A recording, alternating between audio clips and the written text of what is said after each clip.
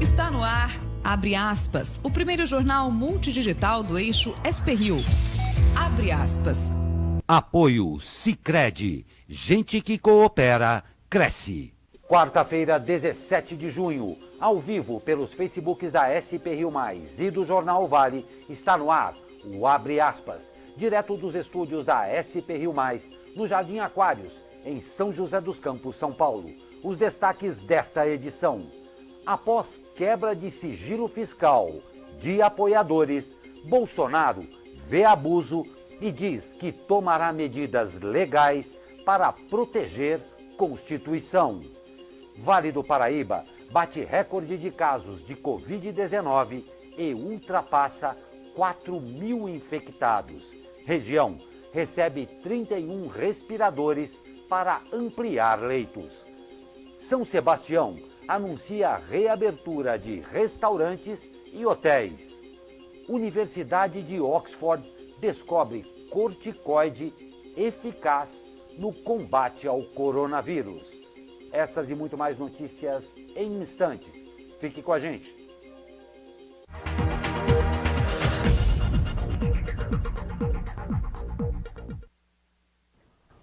Nove horas e 35 minutos. Muito bom dia. Voltamos ao vivo com o Abre Aspas desta quarta-feira. Comigo, Douglas Cruz. Bom dia, Douglas. Muito bom dia, Glauco. Muito bom dia você que acompanha a gente aí de casa. Lembrando, como sempre, né, estamos ao vivo aqui na nossa live do Facebook, portanto você pode comentar, participar e interagir conosco aqui do Abre Aspas. Exatamente, sejam muito bem-vindos. O presidente Jair Bolsonaro afirmou na noite de ontem em redes sociais que não pode assistir calado enquanto direitos são violados e ideias são perseguidas.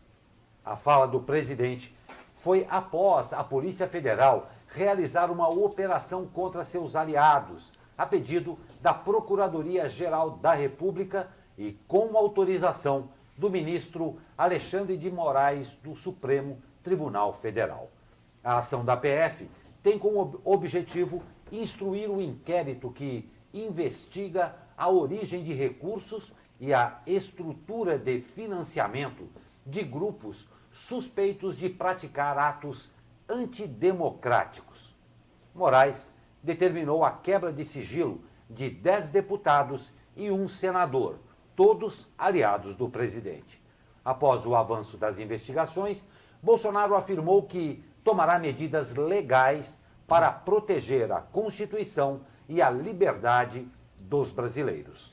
Glauco, nesse inquérito do STF estavam aí os deputados federais Alê Silva, do PSL de Minas Gerais, Aline, também do Paraná, PSL, Harold de Oliveira, senador do PSD Rio de Janeiro, Bia Kicis, deputada federal do PSL do Distrito Federal, Carla Zambelli, deputada do PSL por São Paulo, Caroline Ditone, deputada do PSL de Santa Catarina, Daniel Silveira, deputado do PSL Rio de Janeiro e mais alguns aí que estão nessa lista. Apenas relembrando, né, que financiar ou organizar atos, sendo um deputado, um congressista, seja deputado ou senador, é um crime que está previsto em Constituição. Então, financiar e organizar atos é diferente de expor sua ideia, que também é um direito dos deputados. Vamos ver como é que vai seguir isso aí, o primeiro aguardemos do dia, né, Galco? Não tem dúvida, o primeiro aguardemos. E o interessante é que o que está ficando cada vez mais claro em toda essa situação é que tudo torna-se cada vez mais nebuloso. Esse é o fato. Quando se adquire o que é direito, o que é dever de suas excelências aí, deputados e senadores, ok que se cumpra. Mas quando se fala em ato antidemocrático, simplesmente por não estar de acordo com uma facção, não estamos falando da Constituição e democracia não, quando está contra uma facção, fica difícil. E o que está acontecendo é que tudo isso está deixando para o cidadão brasileiro uma situação cada vez mais nebulosa. Esse é o fato. O deputado Fábio Faria toma posse hoje como titular do Ministério das Comunicações. A nova pasta foi desmembrada do Ministério da Ciência, Tecnologia e Inovações, chefiado por Marcos Pontes.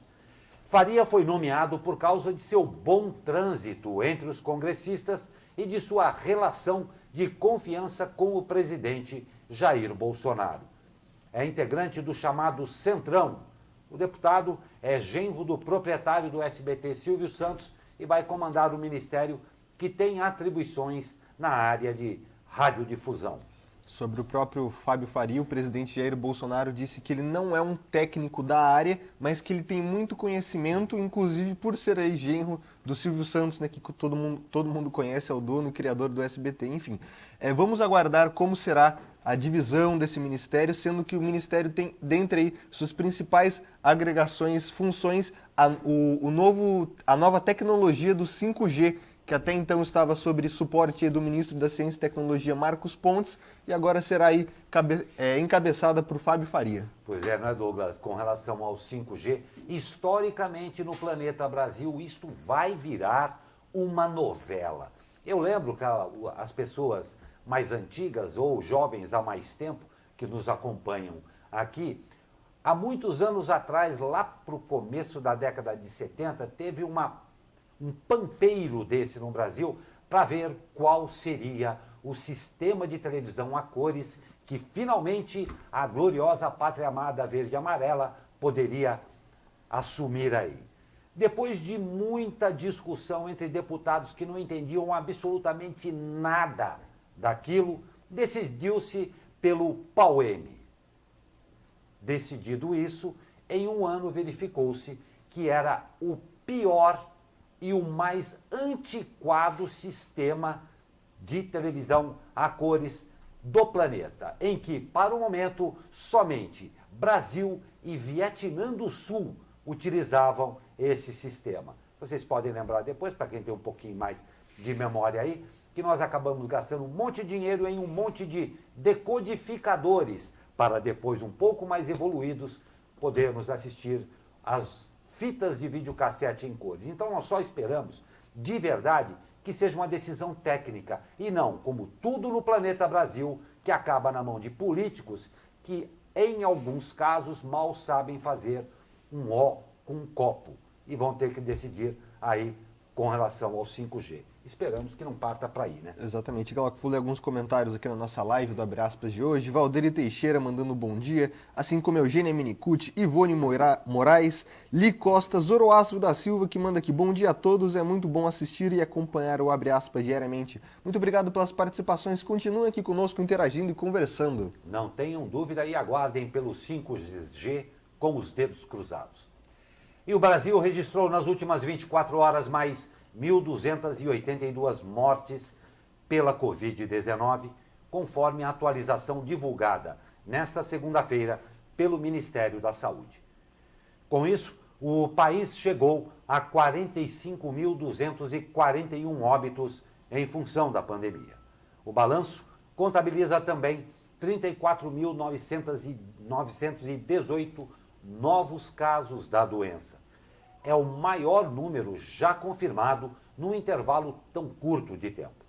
O total chegou a 923.189. A estimativa é que 441.000,7 pessoas tenham se recuperado, o que corresponde a 47,8% de todos os diagnósticos confirmados. Pois é, um número aí muito grande, novamente, como a gente já esperava, essa terça-feira, infelizmente, vem acumulando os números do final de semana, né? Exato. A gente sempre fala que os casos confirmados do dia não são realmente de mortes que aconteceram no dia, mas sim de casos que se confirmaram hoje.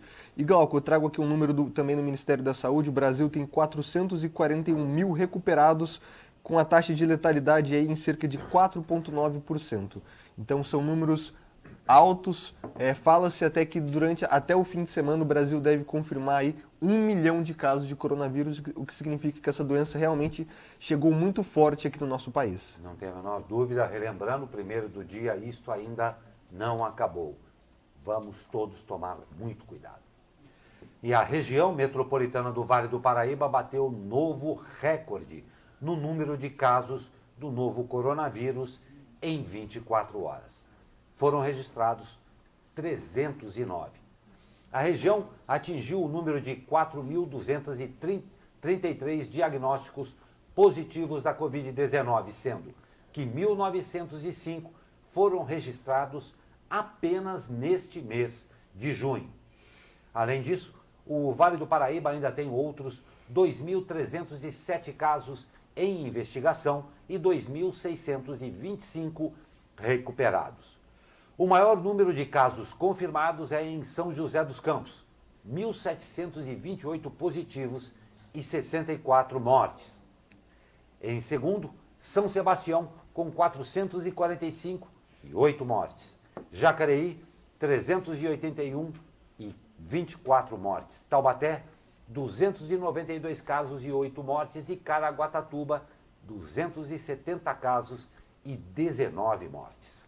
Pois é, Glauco, essa crescente aí dos casos na nossa região no mês de junho comprova que o governo paulista vinha falando, né?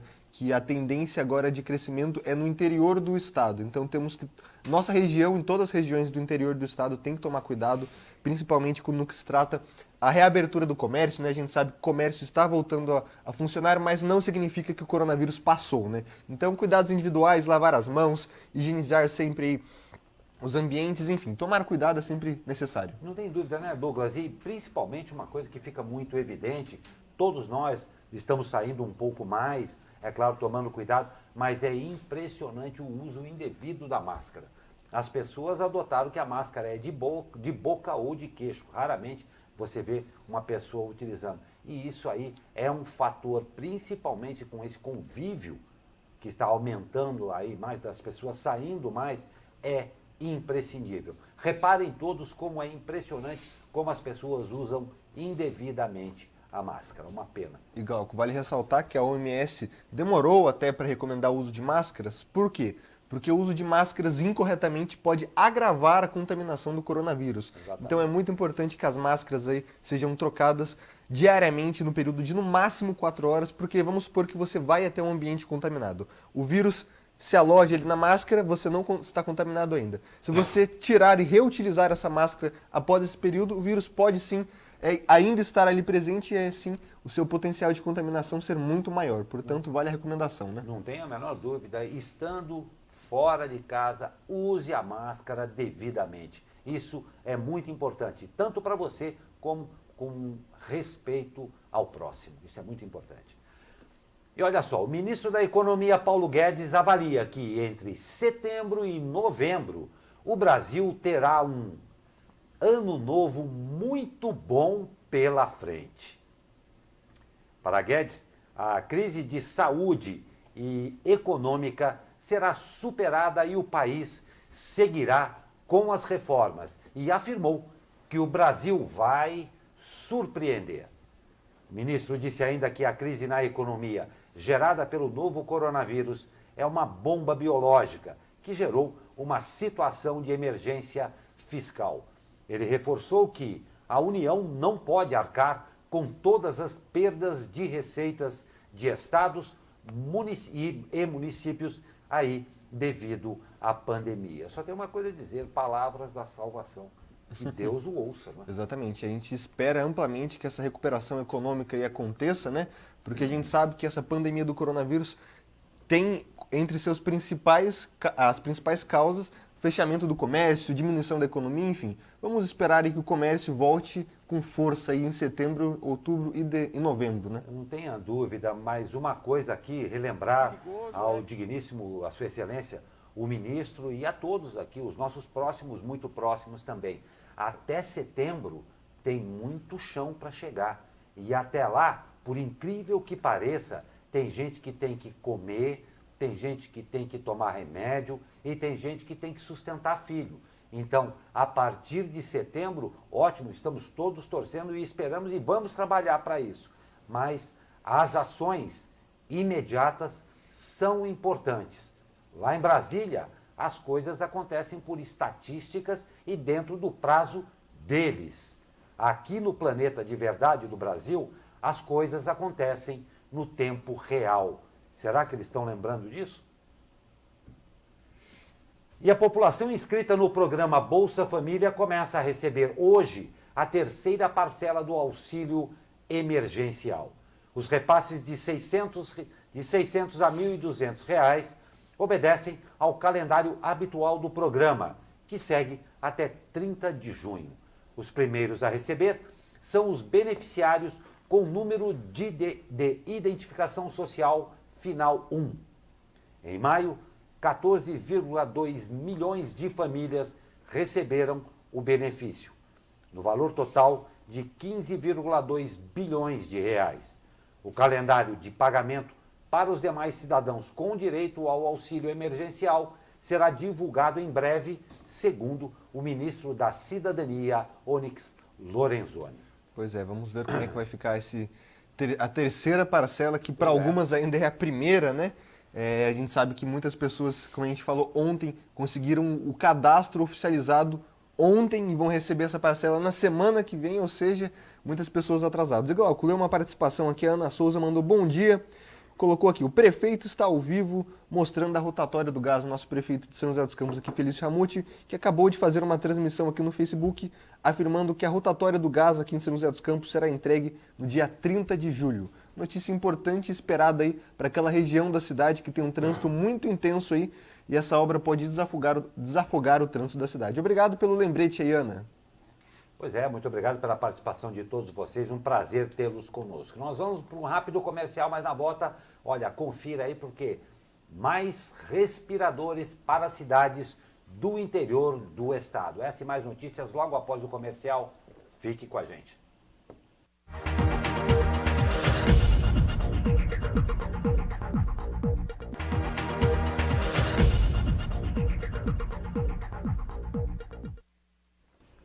Nove horas e 54 minutos, estamos de volta com Abre Aspas desta quarta-feira. E olha, o governo de São Paulo anunciou a distribuição a partir de ontem de mais 104 respiradores para cidades do interior do estado. O Vale do Paraíba terá 31 respiradores para equipar novos leitos de UTI e garantir atendimento aos pacientes contaminados pelo coronavírus. Serão encaminhadas 12 unidades para a cidade de Taubaté, 10 para a Santa Casa de Lorena, 5 para a Santa Casa de Cruzeiro e mais 4 para a Santa Casa de São José dos Campos. Segundo o governo, a distribuição dos respiradores utiliza critérios técnicos e é feita para locais com maior demanda de internações por Covid-19 e estrutura para novos leitos, permitindo aí a ampliação da capacidade de atendimento. Pois é, Glauco, a gente viu aí um número maior indo para Taubaté. A gente deu na semana passada que os leitos públicos de hospitais aí em Taubaté estavam em 75%. Portanto, esse aumento aí de cerca de 12 respiradores provavelmente vai possibilitar novos 12 leitos, né? O que é muito importante para a cidade de Taubaté, que estavam com os leitos bem ocupados. Glauco, alguns comentários aqui. Eulália Ferreira Teixeira, Simone Vilas Boas mandando aqui bom dia pra gente, ótimo dia para vocês que participam aí do Jornal Abre Aspas, como também o Luiz Luizão, que manda aqui bom dia para todos, abraço do Luiz Luizão Transporte Escolar. Muito obrigado por participarem do Abre Aspas conosco. Grande prazer tê-los conosco sempre, muito obrigado. E a Câmara dos Vereadores de Ilhabela aceitou denúncia feita por um morador e abriu nesta terça-feira processo de cassação da prefeita Gracinha Ferreira, do PSD. O pedido foi protocolado pelo morador Wilson Foz, que usou um relatório do Tribunal de Contas do Estado como base na denúncia de irregularidades no comando da crise por parte da prefeitura. No documento, o órgão teria apontado falhas no planejamento, execução e fiscalização de programas assistenciais. No caso do Ilhabela Unida pelo Trabalhador, Wilson Foz afirma que o TCE teria registrado mais de 1.200 beneficiários que receberam em duplicidade. Segundo a Prefeitura, o programa de auxílio contempla, durante 3 meses, o valor de um salário mínimo para famílias em necessidade. A denúncia foi aceita por unanimidade na Câmara e uma comissão processante deve investigar o caso no Legislativo. Antes da votação, a prefeita fez uma transmissão ao vivo nas redes sociais em que defendia o trabalho desenvolvido frente à pandemia e alegava que o pedido de cassação teria teor político. Gracinha Ferreira, que era vice-prefeita, assumiu o cargo após o então prefeito Márcio Tenório ter o cargo cassado no ano passado.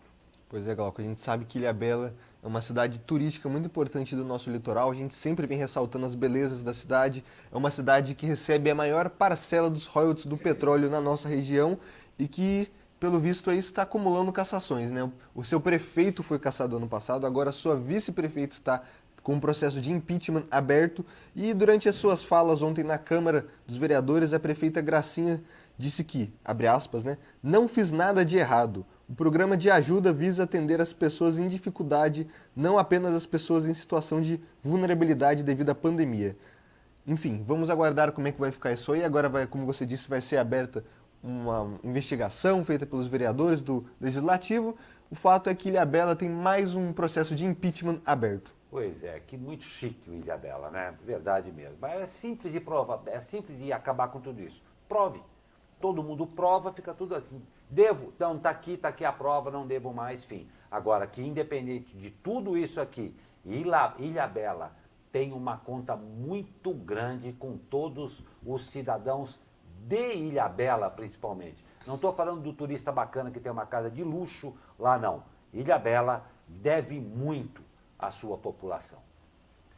E ainda no litoral norte, a Prefeitura de São Sebastião anunciou essa semana que irá reabrir hotéis e restaurantes durante a quarentena.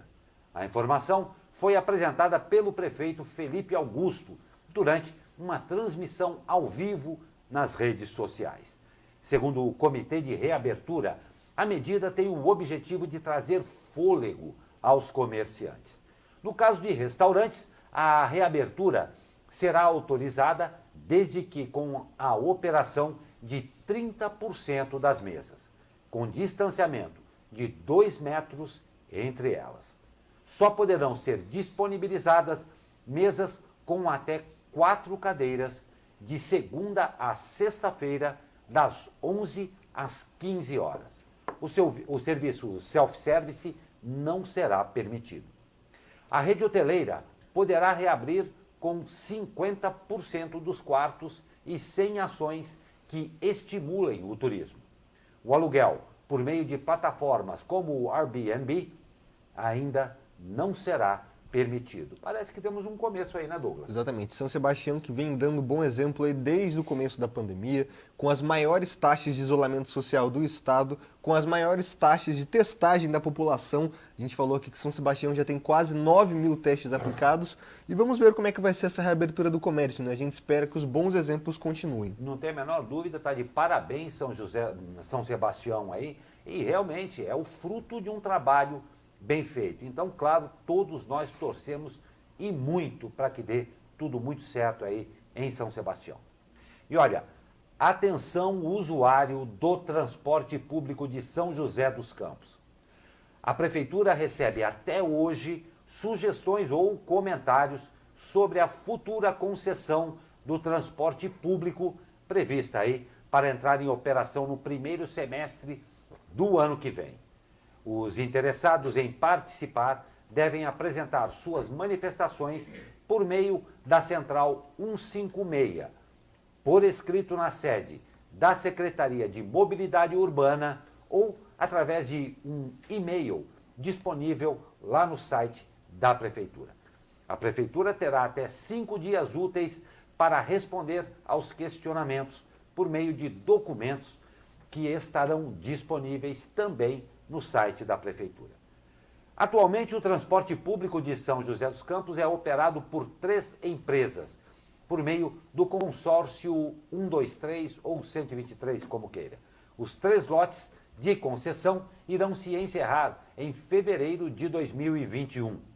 Por conta disso, a Prefeitura iniciou os trâmites para a construção do novo modelo de transporte público. Pois é, para quem usa o transporte público, a hora de dar sugestões é agora, né? Até hoje no site da Prefeitura.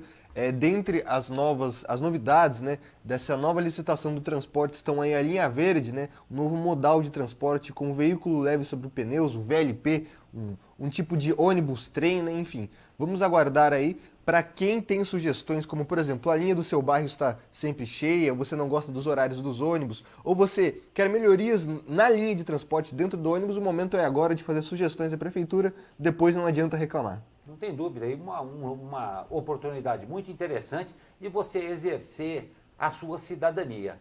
Bem legal. Parabéns a todos. E participe, isso é muito importante mesmo.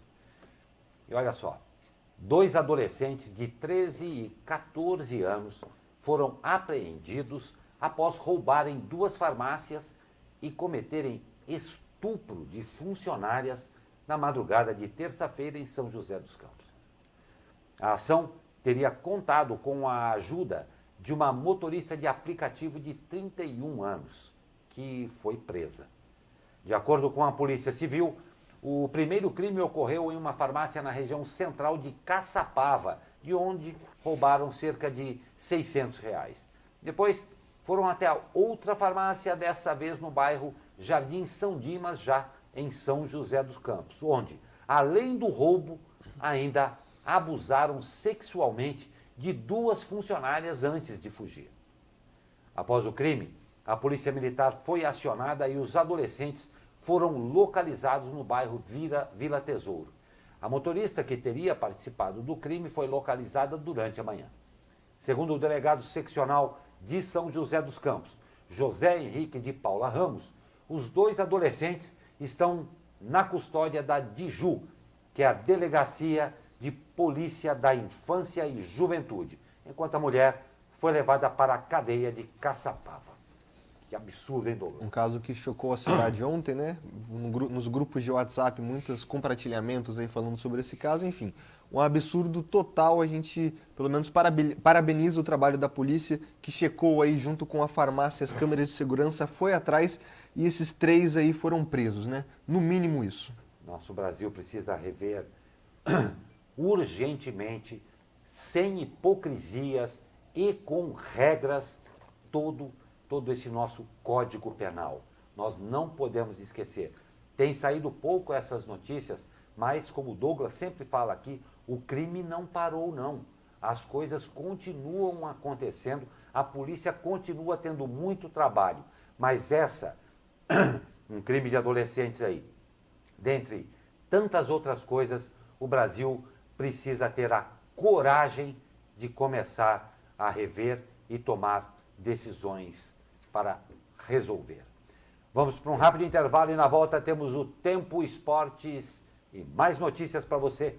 Fique com a gente.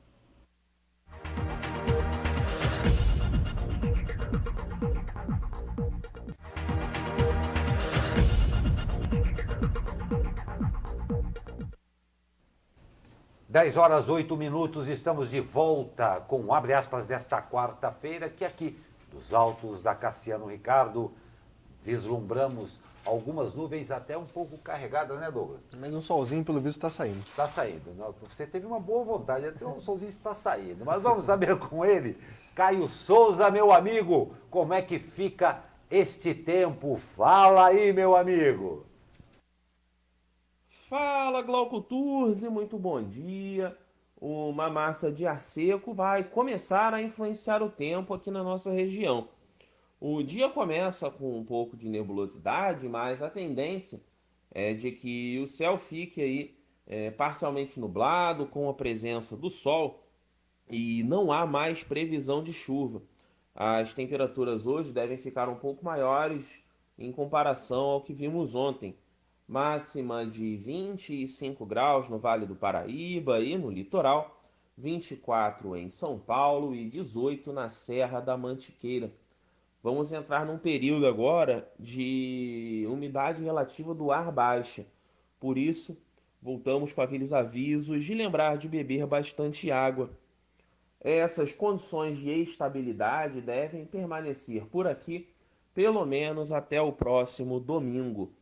Caio Souza, direto da Sala de Operações do Tempo Vale, para o jornal Abre Aspas. Grande Caio Souza, muito obrigado. Vamos aí enfrentar, tomar água pelo jeito bastante aí, como de costume.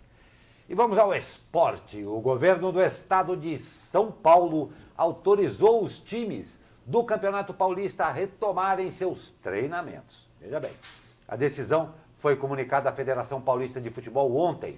Para a retomada, os clubes terão que seguir o protocolo sanitário apresentado, olha só, pessoalmente, na última quinta-feira, pelo presidente da Federação Paulista de Futebol, Reinaldo Carneiro Bastos, acompanhado dos presidentes de Corinthians, Palmeiras e São Paulo, em reunião com o prefeito da capital, Bruno Covas. O protocolo estabelece que todos os atletas e funcionários deverão ser testados para a Covid-19, que os locais de treino terão que passar por higienização e o uso obrigatório de máscara por todos, exceto os atletas em atividade.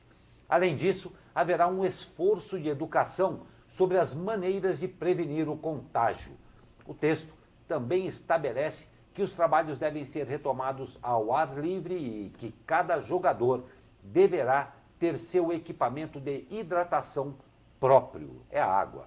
Hidratação foi uma frase bacana. Sua garrafinha própria, né? A sua garrafinha.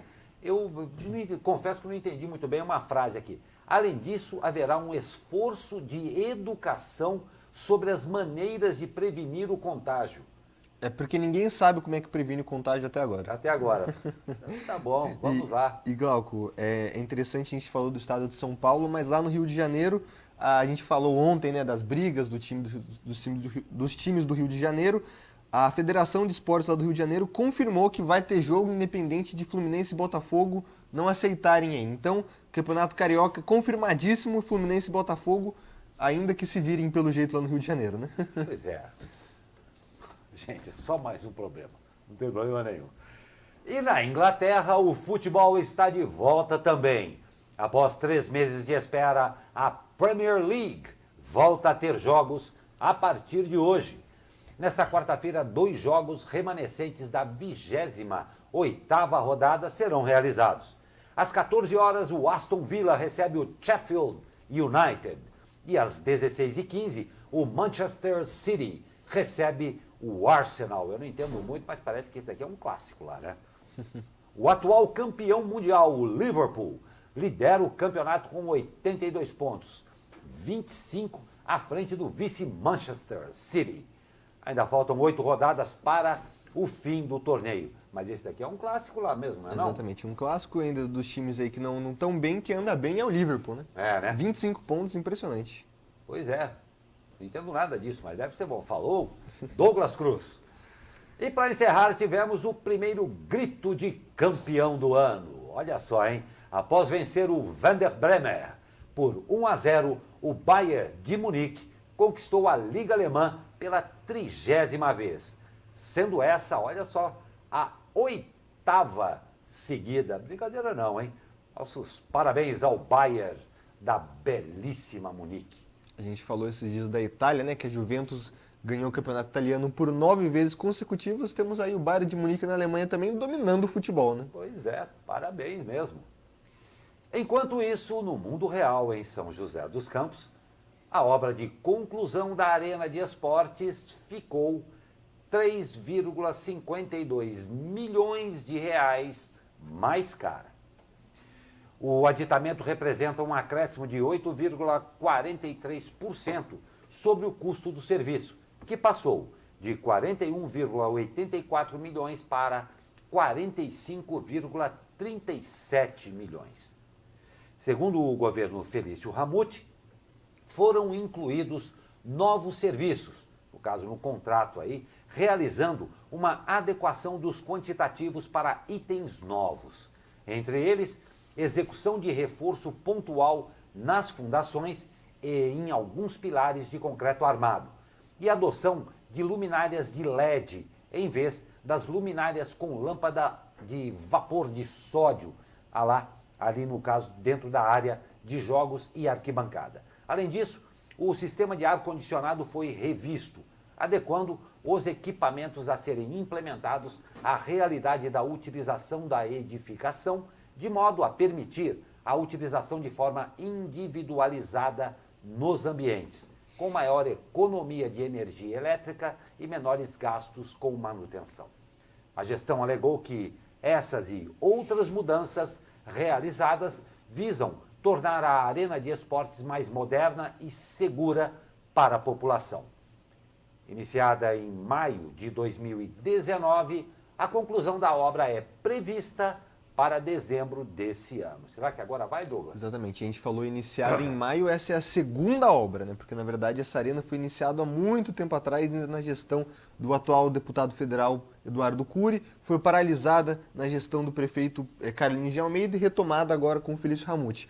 Para quem passa aqui perto da arena, a gente aqui no caso no Jardim Aquários, já viu que a arena está ganhando as cores, já é uma obra que está bem rápida, mas enfim, essas adequações aí poderiam ser previstas antes da obra, né? Porque no planejamento você tem que prever isso. Mas enfim, esperamos que pelo menos saia do papel ainda este ano, né? Deveria. Por aqui, por perto, aqui ela ficou conhecida também como a Basílica, porque parecia que não ia terminar nunca. Mas vamos aí cruzar os dedos para até o final do ano termos aí a grande arena de esportes. E aí sim veremos o que deveria ter sido feito e que não foi feito. Mas aí vamos ver. O Ministério da Educação alterou as datas das inscrições aos principais programas de acesso às universidades para atender a uma solicitação das instituições de ensino superior públicas e privadas. Segundo informou o secretário de Ensino Superior do MEC, Wagner Vilas Boas Souza. O edital, que muda o prazo de inscrição do Sistema de Seleção Unificada, o SISU, do segundo semestre, de 16 a 19 de junho para agora 7 a 10 de julho. Deve ser publicado hoje.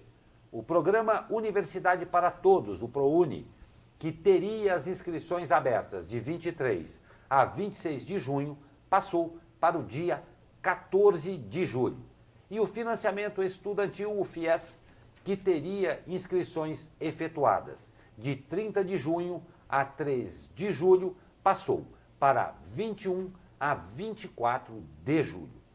Conforme o secretário, a mudança ocorre devido à suspensão de algumas atividades acadêmicas e administrativas nas universidades ocorridas em consequência da pandemia. Algumas não, né? As universidades estão totalmente paralisadas por quase todo o país, mas pelo menos isso, essa prorrogação aí de alguns dias a mais para quem quer se inscrever nesses programas do governo federal para as faculdades ainda no segundo semestre, tá? Não estamos falando do ano que vem, estamos falando ainda nesse ano. Então tem o ProUni, que é o programa de bolsas do governo, temos o SISU, que é o programa de entrada nas escolas federais e estaduais, e temos aí o FIES, que é o sistema de financiamento, prorrogado mais alguns dias. Não tem a menor dúvida. E excetuando-se esse caso, não é esse caso, observem uma coisa, em alguns pontos, em alguns segmentos, já tinha gente e segmentos usando da pandemia para justificar incompetência.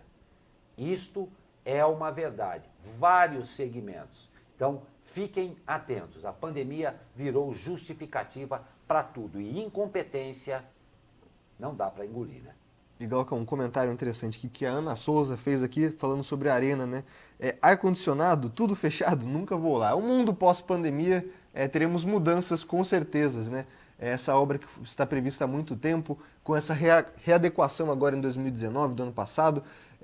Vamos ver como é que realmente vai ficar, é um caso interessante, né? Como é que vai ficar a arena de esportes pós-pandemia, se vai ser tudo fechado, tudo aberto. Essa crise do coronavírus com certeza vai mudar muita coisa no que estamos acostumados. Não tem a menor dúvida, realmente resta dúvida para todos nós aí, mas pode ser até um viés de começo. Todos aguardamos, claro, pela vacina. Mas olha só, pesquisadores britânicos anunciaram nesta terça-feira dados preliminares de estudo que identificam um medicamento barato e amplamente disponível que pode ajudar na recuperação de pacientes gravemente doentes com o coronavírus.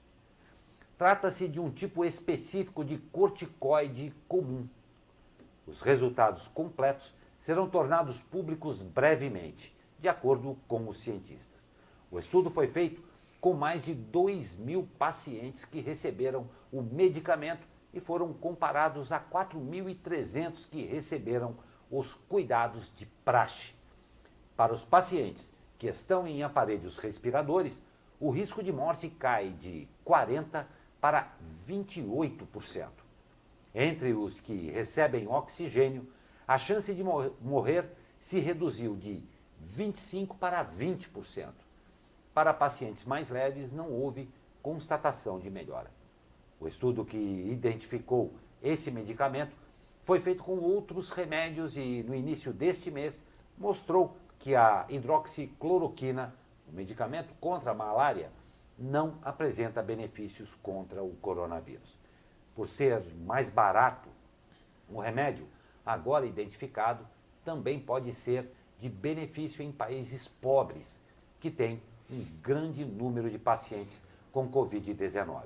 A Organização Mundial de Saúde disse ter recebido o estudo preliminar, cumprimentou os envolvidos no estudo e diz que vai realizar uma análise quando receber o estudo completo nos próximos dias.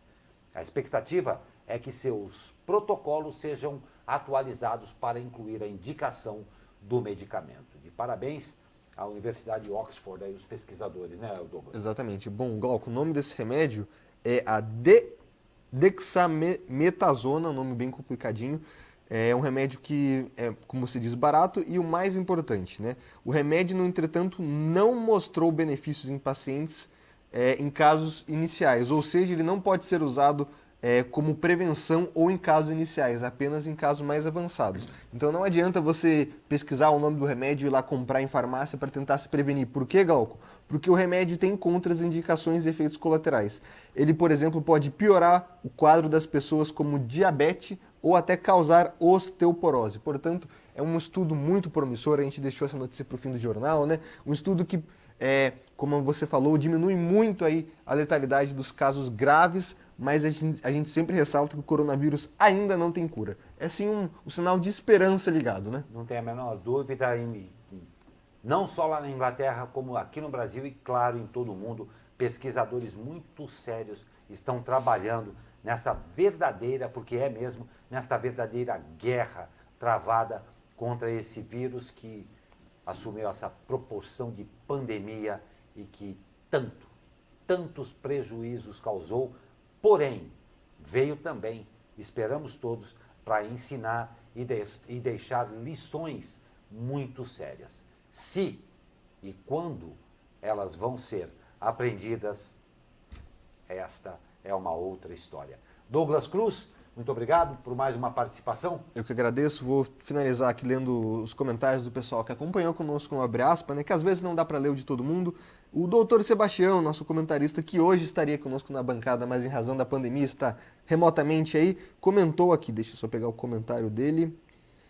Ele disse, no período pós-pandemia, pelo menos teremos hospitais mais equipados. E comentou aqui sobre o remédio que a gente acabou de ler. Né? Atenção, esse medicamento só é usado na fase inflamatória da Covid. Não deve ser usado sem hospitalização, pois provoca hipertensão arterial, diabetes. É bom a gente ter um doutor colocando aqui os comentários para a gente sobre o que esse remédio pode causar de efeito colateral. Né? A gente teve também na página do Jornal Vale várias pessoas comentando aqui, como a Ana Souza, Luiz Luizão, que comentou mais casos da pandemia lá de Cruzeiro. Obrigado por participarem aqui conosco do Abre Aspas.